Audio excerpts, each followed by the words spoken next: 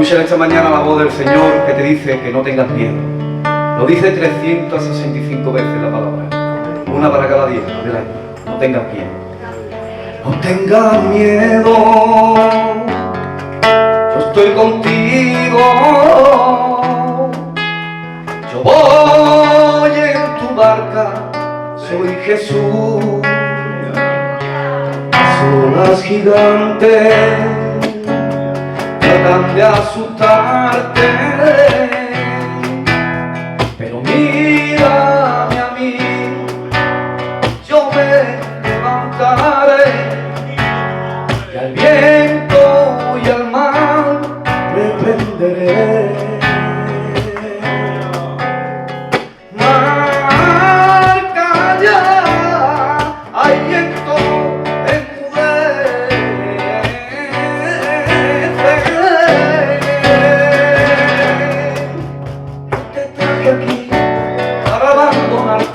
Estaré contigo, pase lo que pase.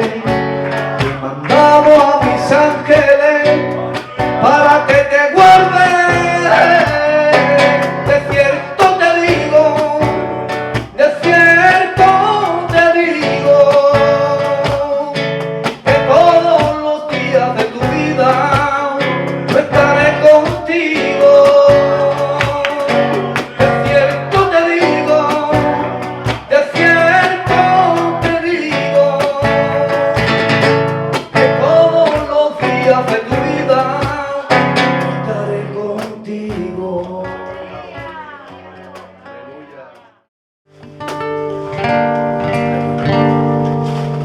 Es un gozo incomparable, me rodea miles de ángeles. Es un gozo incomparable, me rodea miles de ángeles. Lo menos lo esperé, desde el cielo sonaron las trompetas, uniste ya tu pueblo y cumpliste tu promesa. Regresaste por tu iglesia, el feliz me siento, en dicha más grande, estaré en el cielo. Qué feliz me siento, qué dicha más grande, estaré en el cielo. Es un gozo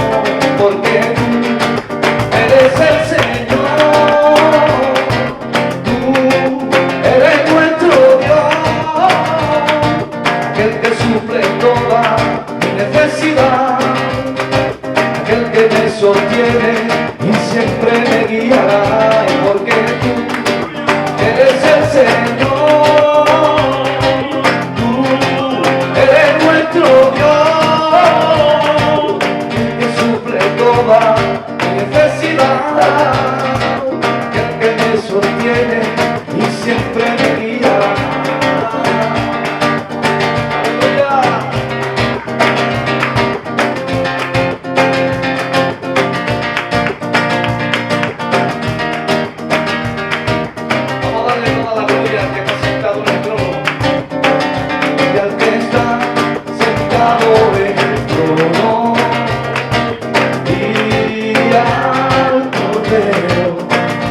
Sea la gloria, sea la honra y el honor,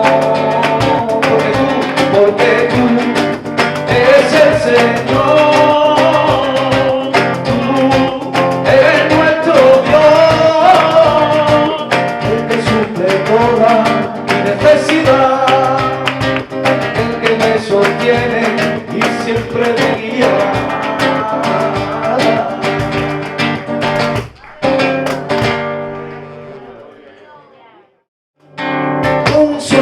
Para mí, me parece mi Señor, el librado de la muerte y me has dado salvación, te dejaste crucificar solo por amor. Estoy tan agradecido que quiero alabarte, quiero cantarte, servirte y adorarte, sentirte mi cerca y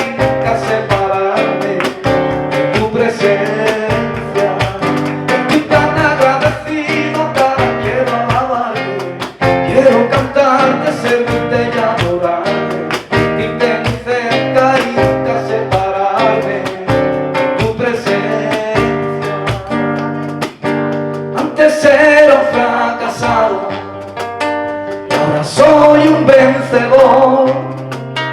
Has cambiado tú mi vida, me rodeas de tu amor. Nunca pude imaginar esta felicidad. Antes era un fracasado, ahora soy un vencedor.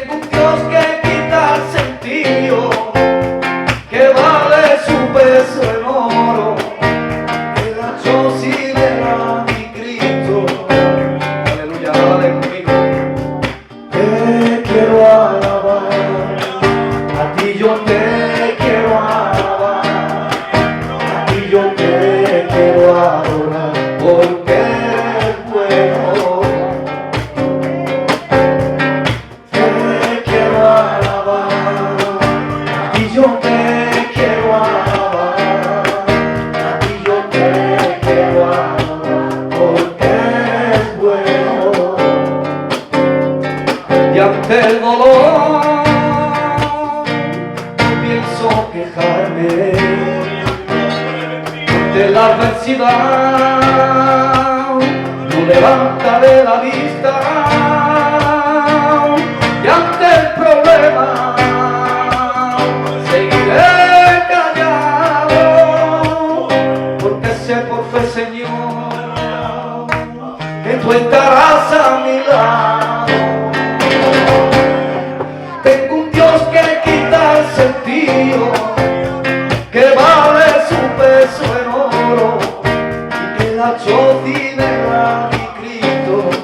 Y tengo un Dios que quita el sentido, que vale su peso en oro, que la chocina mi Cristo. Qué bueno es mi Cristo. Te quiero alabar y yo te quiero alabar.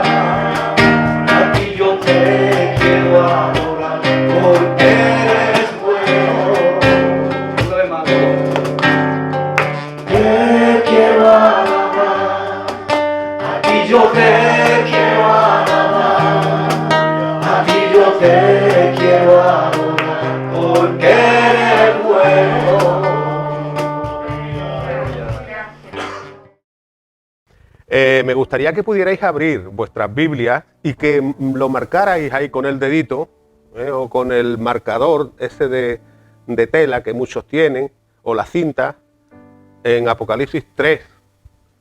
Apocalipsis 3, y ahora dentro de un ratito iremos leyendo versículo a versículo e iremos desgranando todos y cada uno de los nutrientes que podemos sacar de la palabra de Dios, que no son pocos, sino todo lo contrario, que son muchísimos. A ver, hay un refrán que dice, a mí me encantan los refranes, ya lo he dicho muchísimas veces. Hay un refrán que dice que de todo hay en la viña del Señor, ¿verdad? Entonces, si estamos hablando de la iglesia de Filadelfia, como vamos a hablar hoy, pues con esto quiere decir que tenemos iglesias infieles, tenemos iglesias frías y tibias, y también tenemos iglesias fieles, como por ejemplo la iglesia de Filadelfia. Filadelfia fue una ciudad que fue fundada por el rey Eumene II de Pérgamo. Pérgamo estaba muy cerca de Filadelfia también porque estaba en Asia Menor. Entonces esta ciudad de Filadelfia fue fundada por el rey Eumene II de Pérgamo, y el nombre de Filadelfia le viene precisamente por el amor que ese rey, insisto, Eumene II de Pérgamo, tuvo para con su hermano Átalo. Y fue precisamente por ese amor del rey para con su hermano por lo que Filadelfia, la palabra Filadelfia significa amor fraterno o amor fraternal. A ver, en el idioma griego, que fue el idioma que el Señor permitió que fuera escrito el Nuevo Testamento, podemos diferenciar 4 tipos de amor. Insisto, en el idioma griego podemos diferenciar 4 tipos de amor. El amor eros, o erótico, y que nadie se asuste. El amor eros, que es el amor que hay entre un hombre y una mujer, o entre marido y mujer. El amor fileo, que es el amor que hay entre hermanos, como por ejemplo el amor del rey Átalo por su hermano. Tenemos también el amor estorge, es decir, que ese sería el amor relacionado con el amor que tenemos para con nuestros amigos, el sentimiento de amistad, de cariño y de amor que tenemos para con nuestros amigos. Pero también hay un amor que es el amor ágape, es decir, el amor de Dios. Ahora, fijaros, mientras que el amor eros, el amor fileo y el estorge son amores condicionales, por ejemplo, por el amor eros, el marido ama a su mujer hasta que le gusta a otra, o al revés, que a la mujer le gusta a otro y ama a otro hombre. Por el amor estorge o el fileo, amamos a nuestro hermano, nuestra hermana o a nuestro amigo hasta que nos hace la trastada y lo aborrecemos. Pero el amor ágape es incondicional. Es decir, que el Señor no pone ninguna condición para amarnos. Por eso el amor incondicional de Dios es el amor ágape, que ese es el verdadero amor.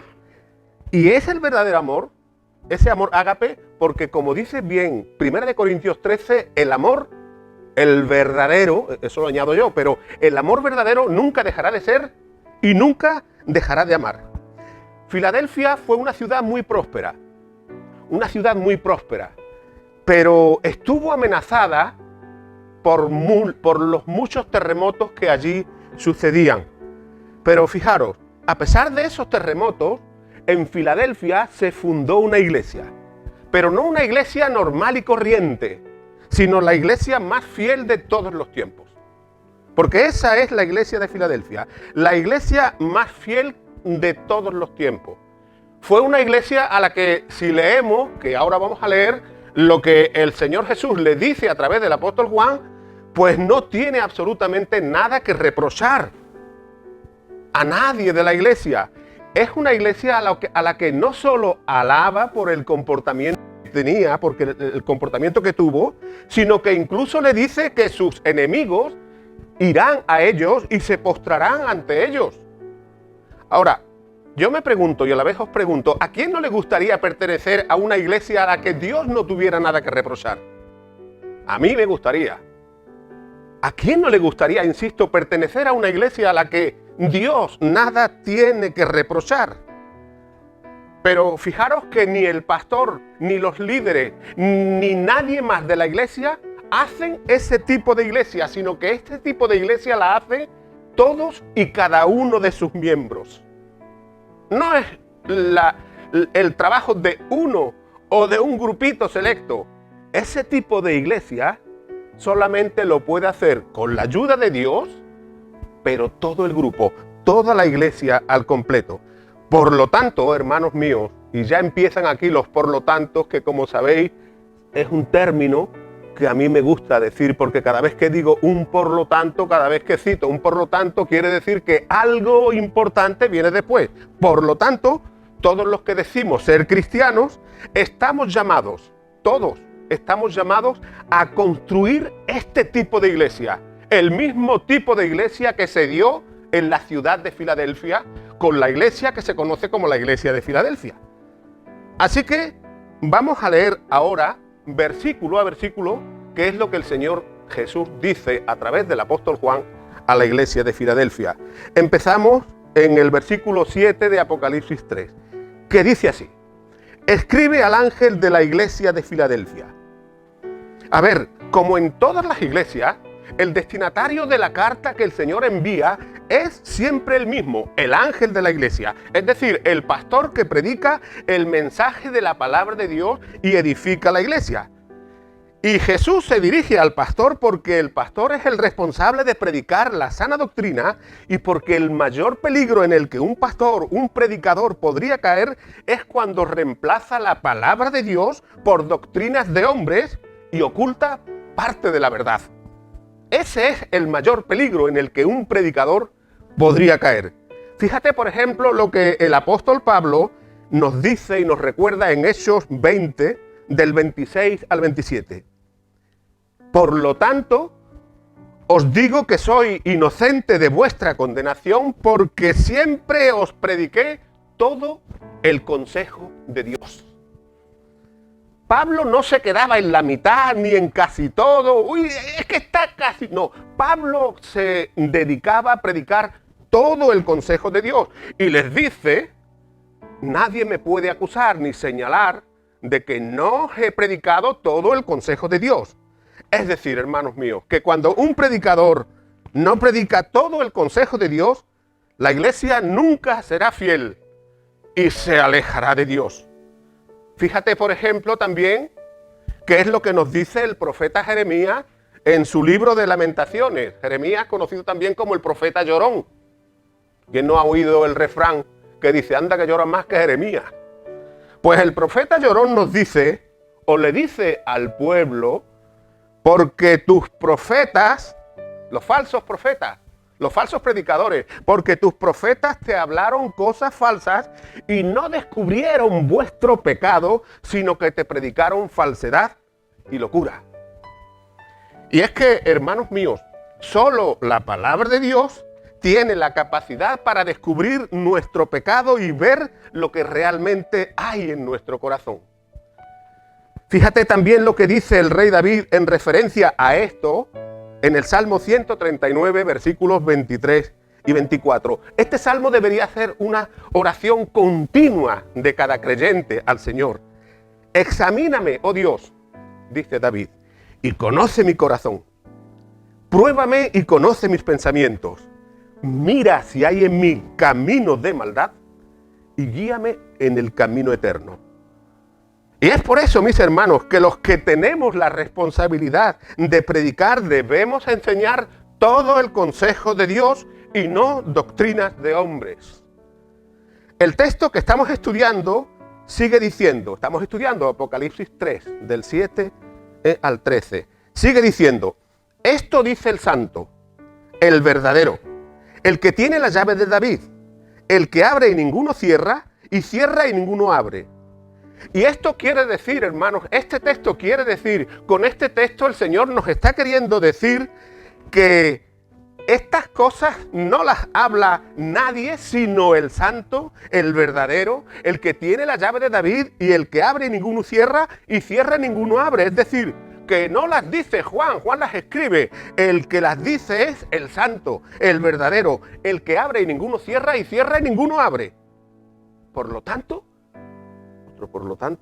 no es palabra de hombre, sino palabra de Dios. Y cuando dice que Jesús es el santo y el verdadero, nos está queriendo decir que Jesús es nuestro modelo de vida y la verdad absoluta. Y no lo que por desgracia algunos falsos predicadores nos quieren vender. Por lo tanto, Jesús es nuestro único camino y nuestra única verdad que debemos seguir y aceptar. Y cuando ese texto que acabamos de leer nos dice que Jesús es el que abre y ninguno cierra, y cierra y ninguno abre, nos está queriendo decir que cuando Dios abre o cierra una puerta no hay nada ni nadie que pueda hacer lo contrario. Así de sencillo. Cuando Dios nos abre una puerta, nadie la puede cerrar. Cuando Dios la cierra, nadie la puede abrir. Y voy a hacer una pregunta. Una de las cositas que suelo tener en mis reflexiones o en las reflexiones que comparto son preguntas. ¿Queremos tener puertas abiertas como iglesia delante de nosotros? Pues la principal puerta, Jesús es la puerta que está abierta para todo el que quiera entrar. Él mismo lo dice, yo soy la puerta. El que por mí entrare, será salvo. Ahora, ¿sabemos cómo podemos encontrar? Otra pregunta. ¿Sabemos cómo podemos encontrar como iglesia puertas abiertas? Vamos a ver lo que dice el versículo 8 de Apocalipsis 3, que insisto, estamos viendo. Dice así, yo conozco tus obras, dice Jesús. Le dice a la iglesia, yo conozco tus obras, es decir, yo sé lo que haces. Yo sé lo que haces. Y el texto sigue diciendo, y he puesto delante de ti una puerta que nadie puede cerrar. Y esto, hermanos míos, es como si Dios nos dijera, mira, ahí delante tienes una puerta que te he abierto y que nadie te podrá cerrar. Pero por favor, no nos equivoquemos. La puerta está abierta. La puerta está abierta. Pero es nuestra responsabilidad entrar por esa puerta y aprovechar las oportunidades que hay detrás de la puerta. No va a venir el Señor por una oreja, venga, entra.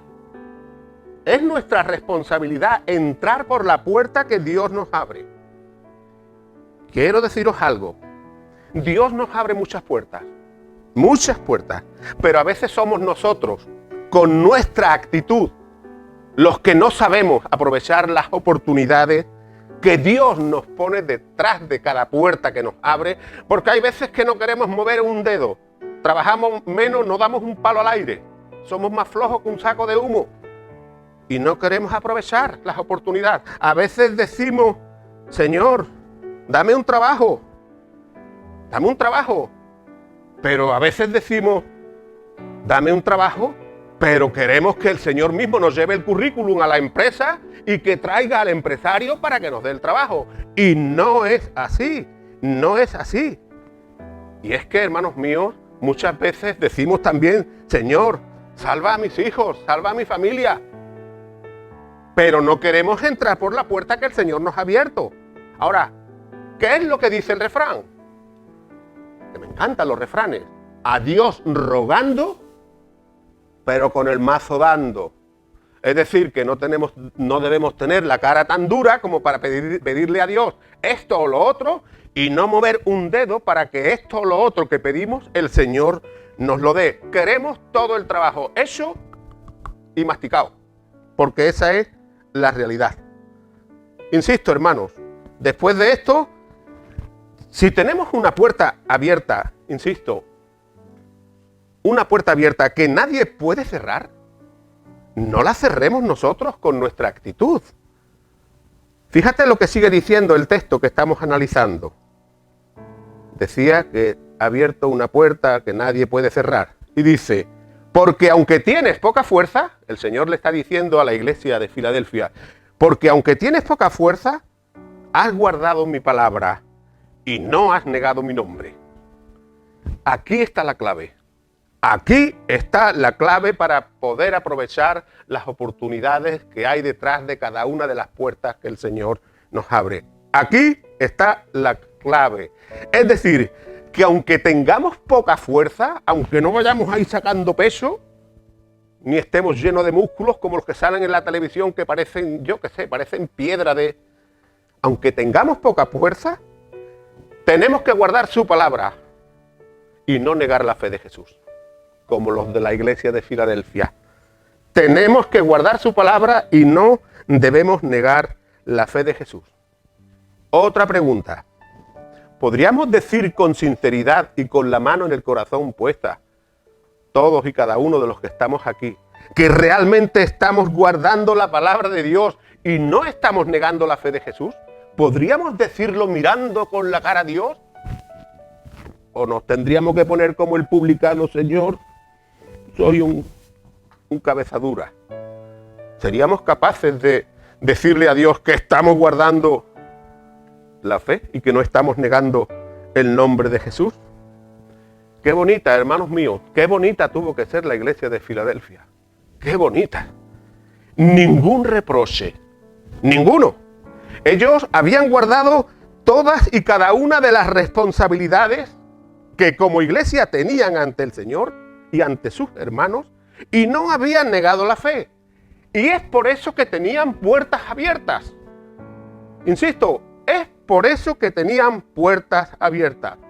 Por lo tanto, me parece que es el cuarto por lo tanto, la iglesia del siglo XXI debería imitar a la iglesia de Filadelfia. A la iglesia de Filadelfia. Porque si queremos de verdad que el Señor nos abra puertas y que seamos vistos por el Señor como una iglesia fiel ante sus ojos, deberíamos hacer dos cosas. La primera, guardar su palabra. Y la segunda, no negar la fe de Jesús. Y esta, hermanos míos, esta es una enseñanza increíble. Y es una enseñanza increíble porque Jesús conoce lo que somos, lo que hacemos y dónde estamos. ¿Por qué? Porque como hemos leído, Él conoce nuestras obras. Un ejemplo, si alguien, por ejemplo, se preguntara, bueno, ¿qué ejemplo de puertas abiertas podemos encontrar? Vamos a citar ejemplos bíblicos, como ni debería, ni podría ser de otra manera. Insisto, entonces un ejemplo de las puertas que Dios nos abre, la podríamos ver en palabras del apóstol Pablo en 1 Corintios 16, del 5 al 9, que dice lo siguiente. Hermanos, a mí me gusta, si alguno luego lo lee en su casa y ve que es algo distinto, es que a mí me gusta hacer el texto cuanto más corto mejor. Y como nuestra Biblia es una Biblia muy culta y está escrita en un idioma súper culto, y no hablo de culto del culto que damos a Dios, sino de cultura, entonces yo prefiero simplificar el texto, pero sin variar nada del sentido original que tiene. Entonces, así dice, según yo lo escribo, Primera de Corintios 16, del 5 al 9. Pablo dice, iré a vosotros cuando haya pasado por Macedonia, para que me encaminéis a donde tenga que ir, porque se me ha abierto una puerta grande y eficaz, pero muchos son los adversarios. El texto original es mucho más largo, pero yo lo acorto. Para que me encaminéis a donde tenga que ir, porque se me ha abierto una puerta grande y eficaz, no una puerta estrecha como es Jesús, una puerta grande y eficaz. Pero acaba diciendo, pero muchos son los adversarios. Es decir, que muchos serían los problemas, adversarios por las circunstancias, adversarios por el gobierno, adversarios por los mismos de la iglesia que no quieren. Tendríamos muchos, pero tendremos, como dice Pablo, muchos adversarios. Fíjate también lo que dice también el mismo apóstol Pablo en Colosenses 4, del 2 al 4. Perseverando en la oración y velando con acción de gracias y orando por nosotros para que el Señor nos abra puertas para la palabra, con el fin de poder dar a conocer el misterio de Cristo por el que estoy preso, y para que predique de la manera que debo predicar. ¿Cómo? Todo el consejo de Dios. Todo el consejo de Dios.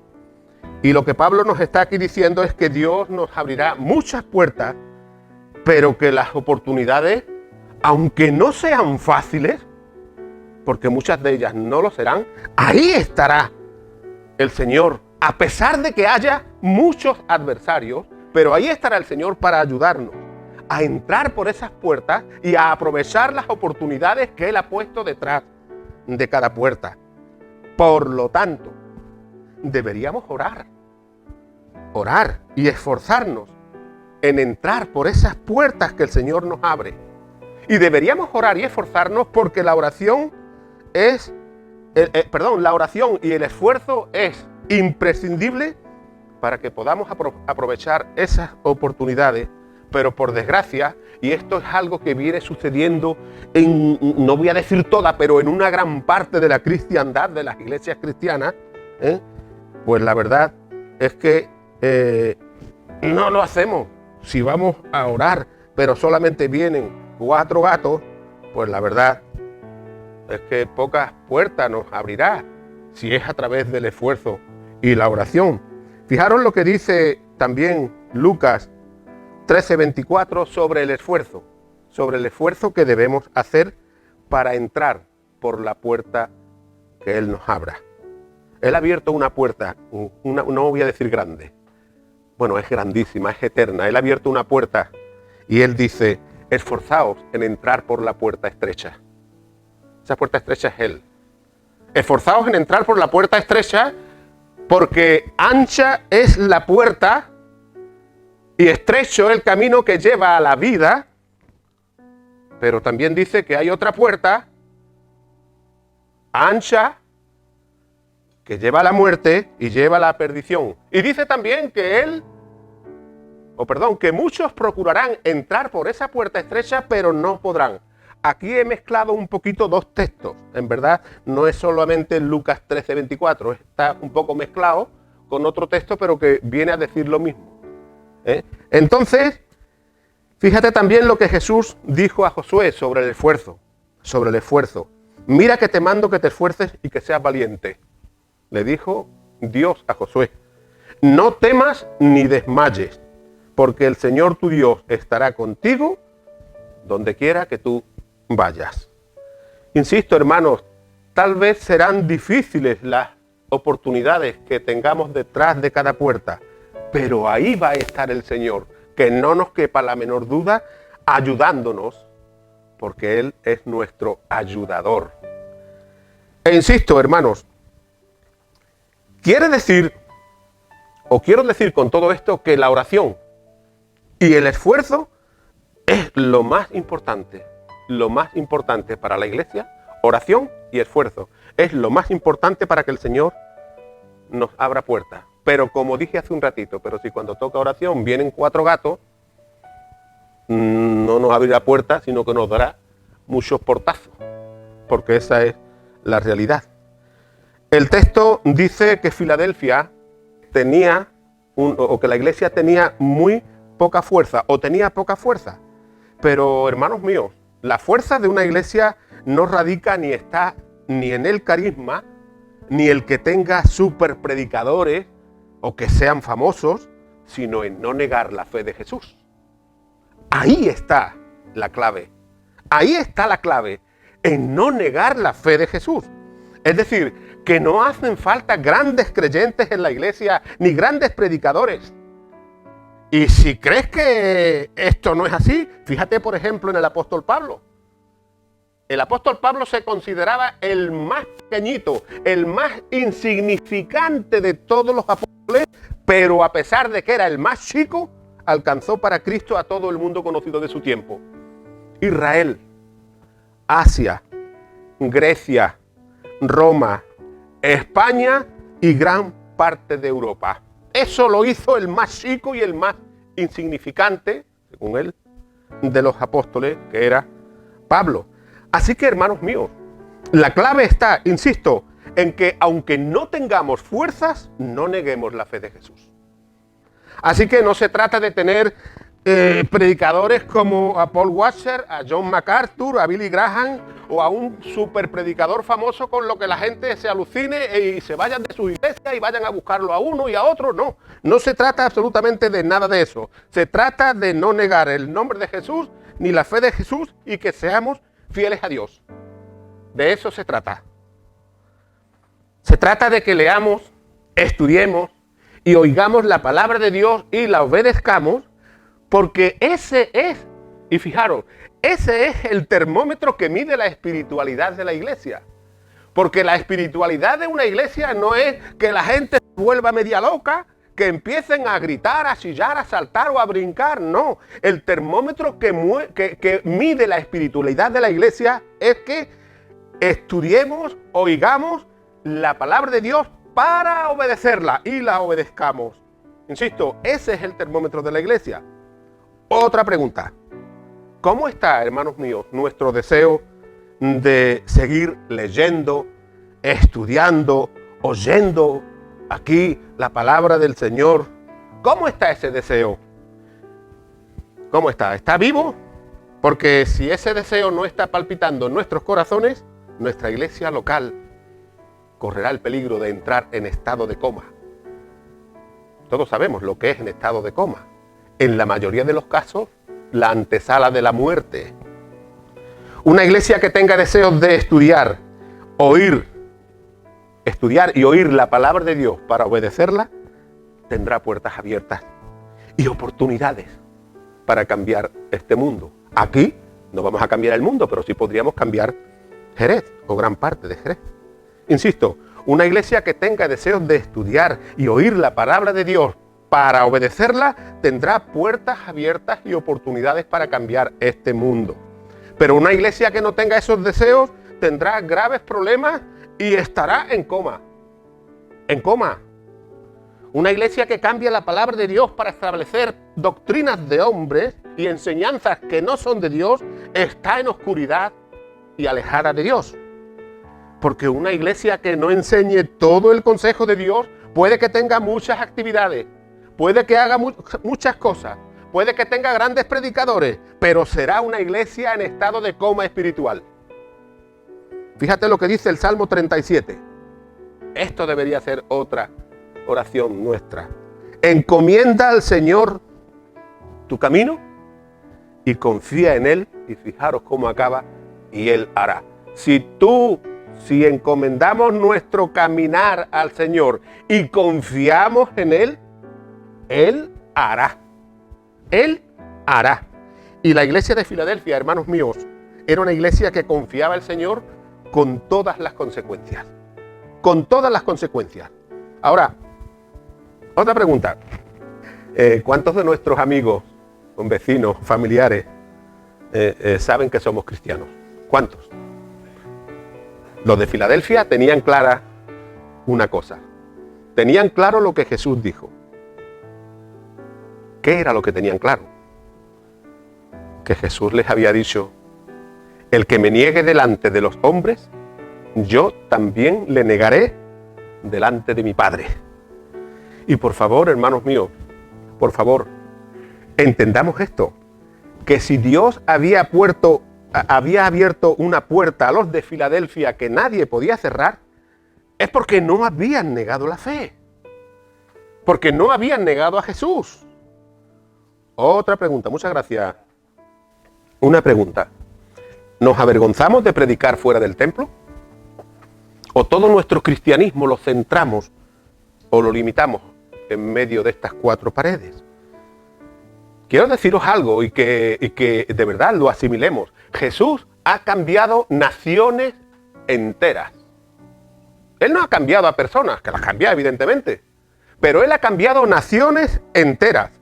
Hay un texto que dice, que todavía tiene por venir, que entonces todo Israel será salvo. Es decir, que habrá un momento en que el Señor hará que se convierta todo Israel, poco antes de la gran tribulación. El Señor ha cambiado naciones enteras, pero si una iglesia limita su predicación a las cuatro paredes del templo, en absolutamente nada se parecerá a la iglesia de Filadelfia, sino que estará en riesgo de entrar en coma espiritual. Así dice el versículo 9, ya nos queda menos. He aquí que yo os entrego de la sinagoga de Satanás a los que se dicen ser judíos, pero que no lo son, sino que mienten, y haré que vengan ante ti y se postren a tus pies y reconozcan que yo te he amado. Es increíble, hermanos, este texto. Es increíble.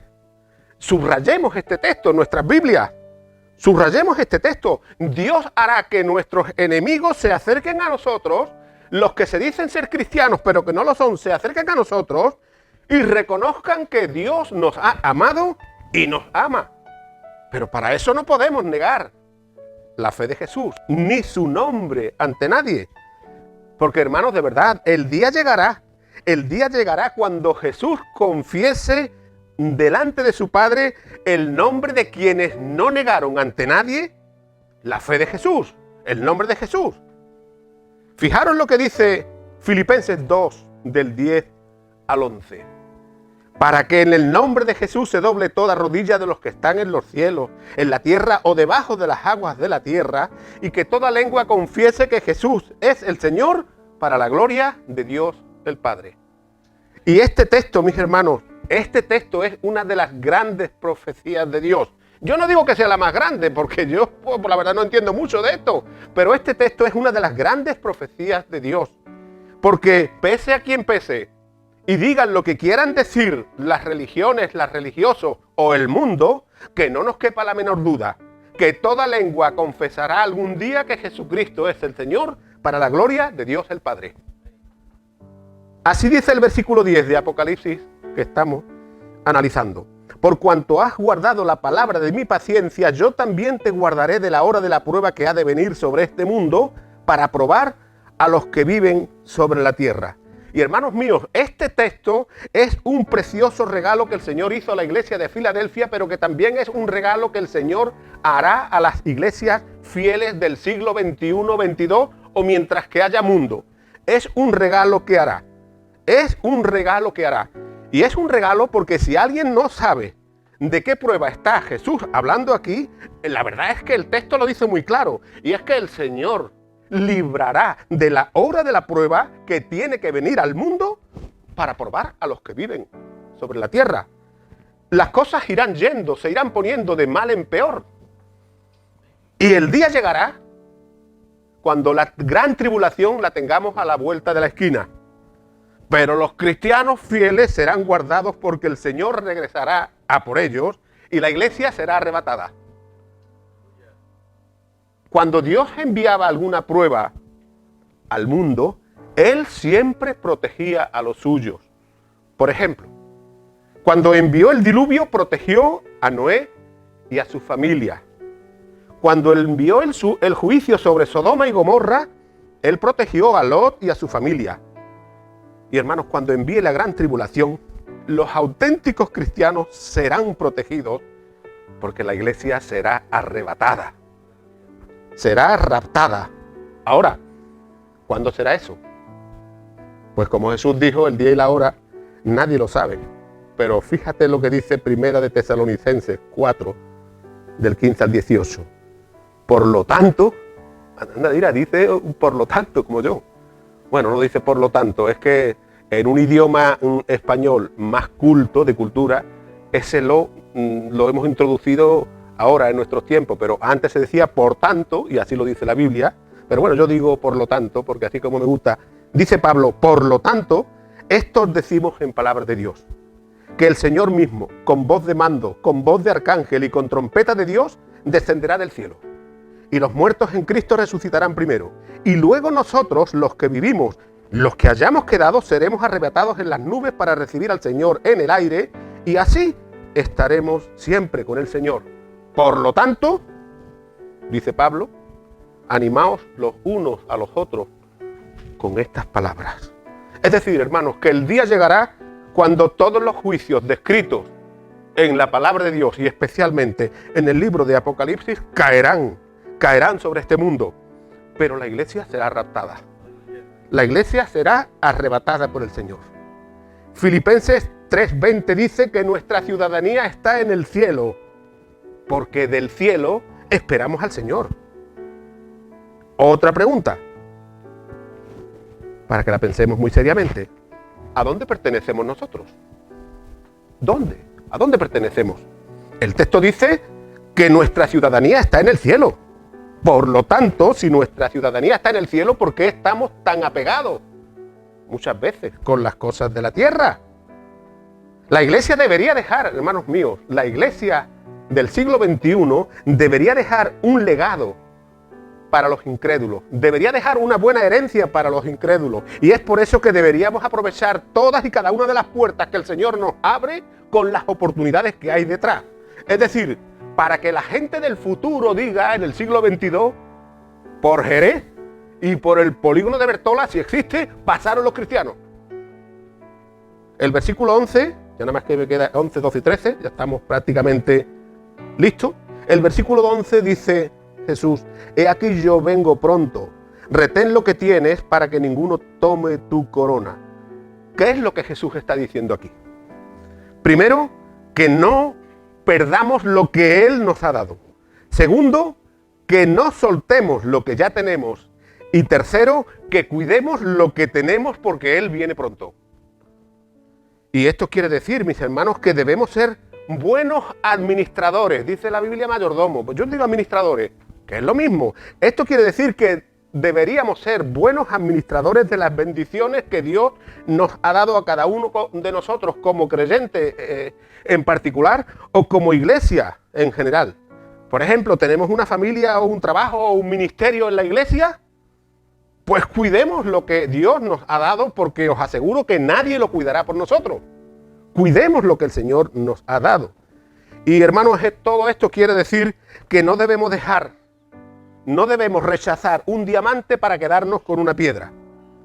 Y digo esto porque por desgracia, por tonterías y por estupideces, muchos han abandonado la fe porque se han quedado con la piedra y han rechazado el diamante. Muchas veces nos preocupamos muy poco por lo que realmente deberíamos preocuparnos y guardar, y nos centramos en las cosas del mundo. Pero fíjate que todas esas cosas se van a quedar aquí. Mira lo que dice Jesús en Lucas 12, del 32 al 34. No os hagáis tesoros en la tierra, donde, fijaros cómo yo lo digo, leeros en vuestra Biblia, verán lo distinto que yo lo digo, pero más igual, y más cortito no puede ser. No os hagáis tesoros en la tierra, donde todo se corrompe y los ladrones roban, sino en el cielo, donde nadie roba, ni nada se corrompe. Porque donde esté vuestro corazón, allí también estará vuestro tesoro. Así que nada de preocuparnos, nada más que lo necesario de las cosas de aquí, sino de las cosas de arriba deberíamos preocuparnos. El versículo 12, es el penúltimo, dice, al que venciere yo le haré columna en el templo de Dios y nunca más saldrá de allí. Y escribiré sobre él el nombre de Dios y el de la nueva Jerusalén, y escribiré también un nombre nuevo. En este texto, mis hermanos, vemos algunas cosas que Dios va a hacer. Pero, ¿qué quiere decir Jesús con todo esto? A ver, cuando dice que Él nos hará columnas en el templo de Dios, está hablando de lo siguiente. Fijaros, lo único que quedaba en Filadelfia después de un terremoto eran las gruesas columnas del templo. Las columnas significaban seguridad, estabilidad.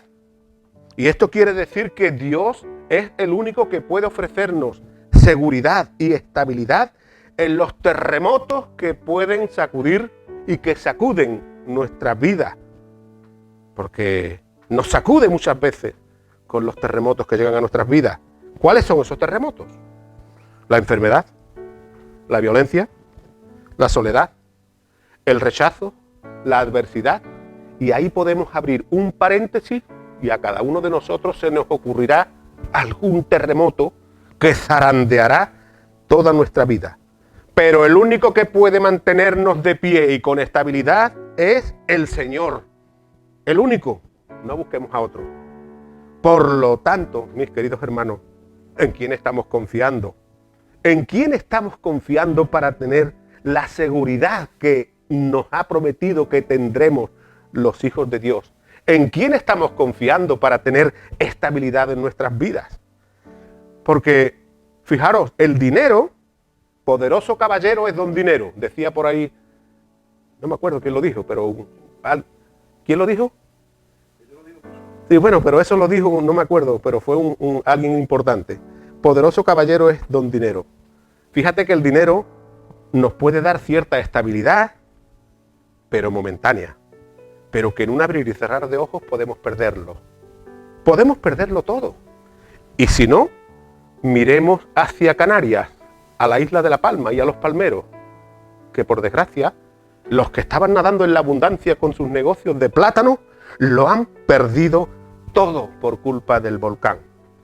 Por lo tanto, para estar de pie y con estabilidad ante todas las dificultades que nos vengan a nuestra vida, debemos ser columnas en el templo de Dios. Y cuando Jesús dice que nunca más saldrás de allí, es decir, a los que estén allí en el templo de Dios, que nunca más saldrán de allí, está queriendo decir que Dios quiere que disfrutemos eternamente de su presencia. Y dice también que escribirá su nombre, el nombre de cada verdadero hijo de Dios. Fijaros, desde la antigüedad hasta nuestros días es muy común, es muy normal honrar a una persona que ha sido notable, una gran persona que ha destacado por algo, honrar a esa persona poniendo su nombre en columnas, en monolitos, en diferentes sitios, poner su nombre para honrar a la persona. Bueno, pues eso querría decir, o nos tendría que decir a nosotros, que nosotros no debemos buscar reconocimientos del mundo para que nos reconozcan de lo bien que lo hacemos todo en el mundo. Y no debemos buscar reconocimientos del mundo, primero porque nuestra ciudadanía, como hemos leído, está en el cielo. Segundo, porque nuestro Dios o nuestro nombre escribirá el Señor sobre cada uno de nosotros. Y tercero, porque seremos recordados por toda la eternidad. Porque cuando esa columna o ese recordatorio para fulanito o menganito venga cualquier terremoto, se caerá y a lo mejor ya no lo ponen más y se olvidará. Pero con nosotros no sucederá eso. Ahora, ¿por cuánto tiempo nos recordarán cuando muramos? ¿Un año? ¿Un mes? ¿5 años? Dios nos recordará siempre. Eternamente y para siempre. Y es que, mis hermanos, la verdadera iglesia de Jesucristo tiene que dejar un legado y ser recordada por futuras generaciones. La iglesia del pasado hizo eso, hizo bien su trabajo y es por eso que es recordada. Porque, por ejemplo, ¿quién nos recuerda? Tal vez algunos de vosotros no conozcáis algunos de los nombres que voy a decir, pero ¿quién nos recuerda al monje Juan Hus, o a John Wesley, o a Charles Spurgeon, o a Jonathan Edwards, o a Lutero, o a los apóstoles Pablo, Juan o Pedro? Estos nombres grabaron sus nombres no en monolitos de piedra, ni en lápidas de piedra. Esos nombres han sido grabados en la historia por el Señor. Y por último, el texto de Apocalipsis 3 que estamos estudiando acaba diciendo lo siguiente: el que tiene oído para oír, eso de para oír en verdad no lo dice, pero yo lo digo porque el Señor lo dice de cuando en cuando, ¿no? El que tiene oído para oír, oiga lo que el Espíritu dice a la iglesia. ¿Qué quiere decir Jesús con esto?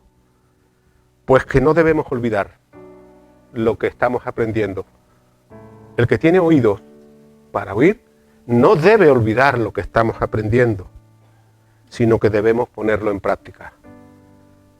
Porque, fijaros, esta iglesia tal vez no haya sido nunca, esta iglesia como tal, como puerta del cielo, tal vez nunca haya sido una iglesia grande, tal vez no haya sido una iglesia que posea o que hubiera tenido grandes recursos. Sí, hemos oído hoy lo que ha dicho el pastor Ángel con lo de aquella caja solidaria que se tenía para que nunca se le cortara la luz a nadie. Pero a pesar de todo esto, esta iglesia no ha tenido grandes recursos, pero el Señor ha hecho grandes cosas a través de esta iglesia. El Señor ha hecho grandes cosas a través de esta iglesia.